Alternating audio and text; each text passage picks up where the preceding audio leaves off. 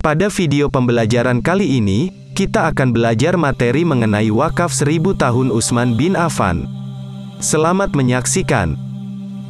Nabi Muhammad SAW memberi keteladanan kepada para sahabatnya untuk wakaf.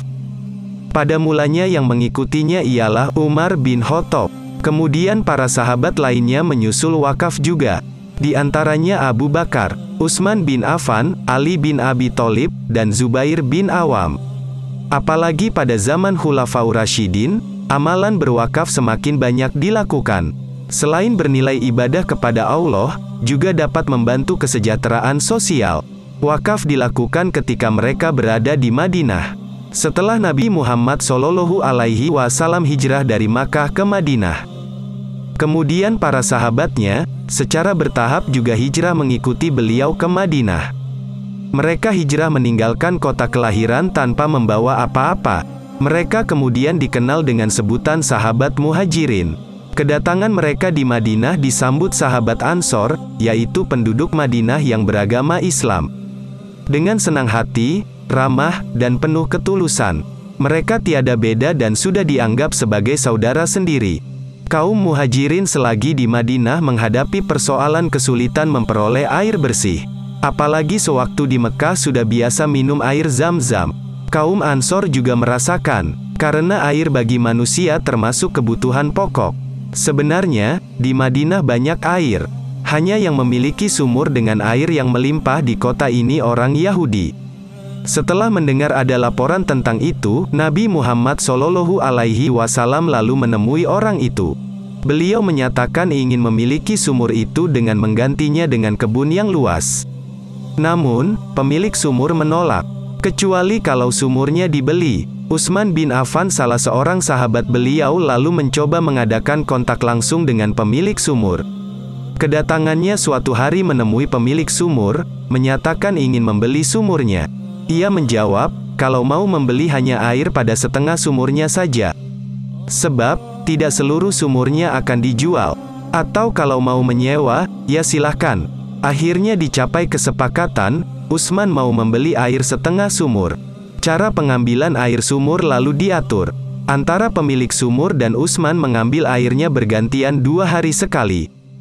Ternyata banyak orang yang hanya mau minum air sumur pada jatah giliran Utsman. Tapi, mereka tidak datang pada saat jatah giliran pemilik sumur. Hal ini berakibat ia merasa merugi. Lalu ia memutuskan menjual separuh sumur miliknya dan dibelinya lagi oleh Utsman sebanyak 20.000 dirham. Wakaf sumur Utsman bin Affan tidak berhenti, tapi terus berkembang. Bermula dari sumur, terus melebar menjadi kebun sangat luas.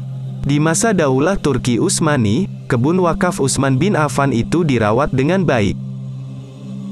Setelah kerajaan Arab Saudi berdiri, perawatan kebun tersebut berjalan semakin baik. Di kebun itu tumbuh sekitar 1.550 pohon kurma. Kementerian Pertanian ditunjuk oleh kerajaan Arab Saudi untuk mengelola hasil kebun tersebut. Uang yang didapat dari panen kurma dibagi 2. Setengah dari hasil panen itu untuk anak-anak yatim dan fakir miskin. Sedang yang setengah lainnya lagi disimpan di sebuah bank dengan rekening atas nama Utsman bin Affan.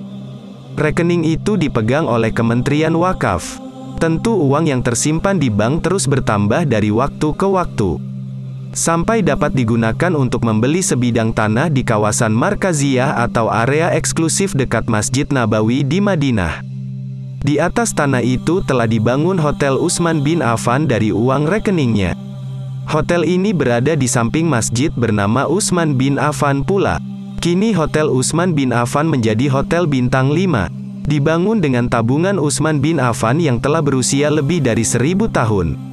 Sudah dilengkapi 2 restoran besar dan 6 unit perbelanjaan. Hotel dioperasionalkan oleh Sheraton, salah satu hotel bertaraf internasional. Uang dari hasil pendapatan, setelah dibagi dengan pengelola, akan dibagikan kepada kaum miskin dan masuk ke rekening Utsman bin Affan. Demikianlah selintas tentang wakaf Utsman bin Affan yang terus berkembang hingga sekarang. Berbahagialah Utsman bin Affan, salah seorang sahabat Nabi Muhammad SAW dan termasuk Khulafaur Rasyidin pada zamannya. Dengan amal jariyahnya yang terus mengalir pahala baginya. Ini merupakan keteladanan yang baik untuk kita. Demikianlah video pembelajaran mengenai wakaf 1000 tahun Utsman bin Affan. Semoga kita dapat meneladani dari kisah tersebut. Selamat belajar.